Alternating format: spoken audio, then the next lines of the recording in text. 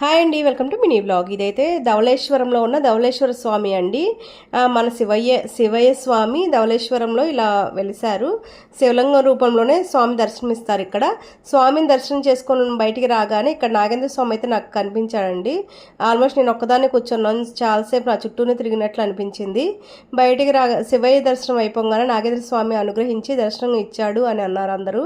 So కాసేపు అయితే అక్కడ నుంచొని స్వామికి దండం పెట్టుకొని ఇంకా బయటకు అయితే వచ్చేసాము.